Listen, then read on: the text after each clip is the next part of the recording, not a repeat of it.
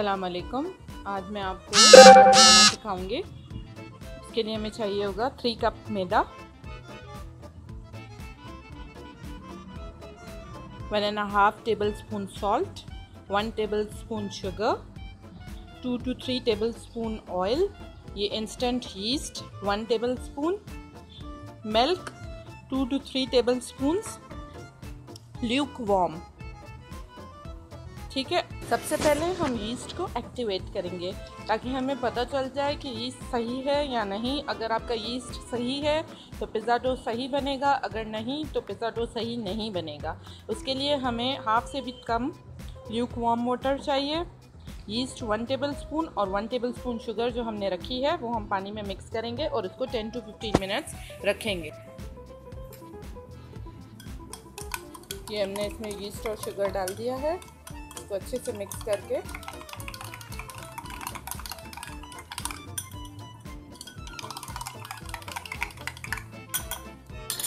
हम ढक के 10 से 15 मिनट इसको रख देंगे। हमारा जो यीस्ट है वो एक्टिवेट हो गया है, आप देख सकते हैं 15 से 20 मिनट के अंदर।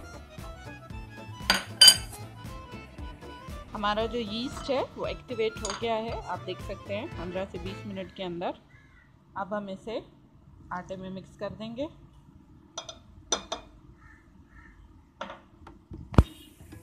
नमक,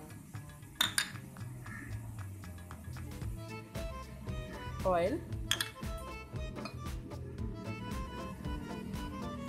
मिल्क, अच्छे से मिक्स कर देंगे। आटा जब फॉर्म होने लगे तो थोड़ा थोड़ा करके इसमें पानी ऐड करते जाएं, लेकिन पानी ल्यूक वार्म वाटर यूज़ करना है।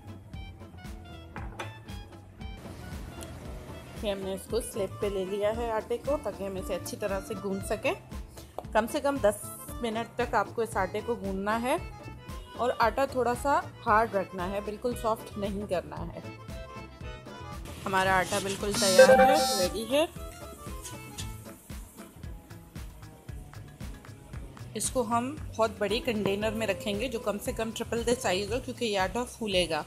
अब हम इसे प्रूफिंग के लिए रख, हमने इसको क्लियर रैप करके अच्छी तरह से एयर टाइट करके अब हम इसे किसी भी वार्म जगह पे, चाहे आप किसी कैबिनेट के अंदर रख दें, खाली माइक्रोवेव के अंदर रख दें, ताकि अच्छी तरह से आटे की प्रूफिंग हो जाए।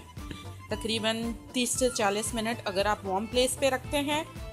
अगर आपके पास कोई वार्म प्लेस नहीं है घर में, घर ठंडा है आपका, तो तकरीबन 1 से 1.5 घंटा लगेगा इसमें। ये आप देख सकते हैं कि आटा हमारा डबल ट्रिपल हो चुका है, प्रूफिंग हो चुकी है। अब हम इसे दोबारा से थोड़ा गूंद के और 10-15 मिनट और इसी तरह से रख देंगे।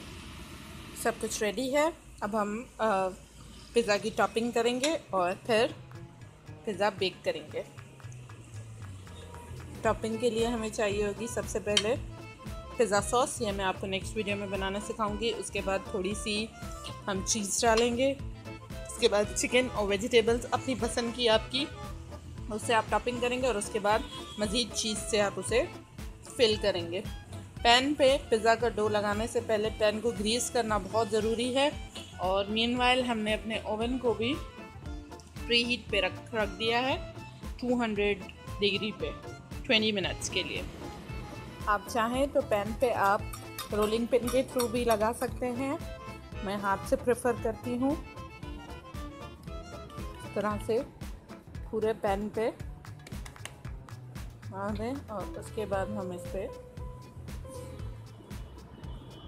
अच्छी तरह से सॉस लगाएंगे। सॉस अच्छी तरह से लगाने के बाद इस पर हम थोड़ा सा चीज़ डालेंगे ताकि नीचे से चीज़ का फ्लेवर आए।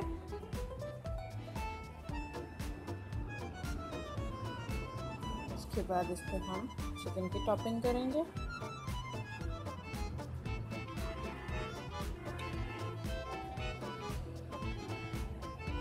फैला के इसको अच्छे से कैप्सिकम, आप चाहें इसमें ब्लैक ऑलिव्स भी डाल सकते हैं, टमाटोज भी डाल सकते हैं, ग्रीन चिलीज भी डाल सकते हैं। चिकन और वेजिटेबल्स अच्छे से लगाने के बाद हम इसके ऊपर चीज़ से टॉपिंग करेंगे।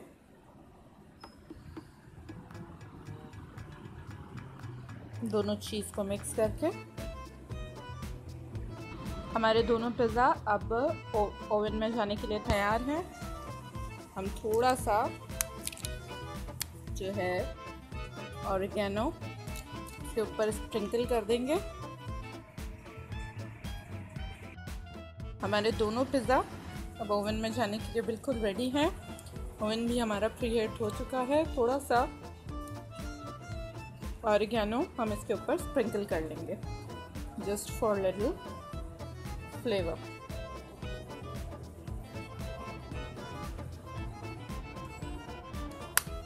हमारा पिज़्ज़ा अब ओवन के अंदर है।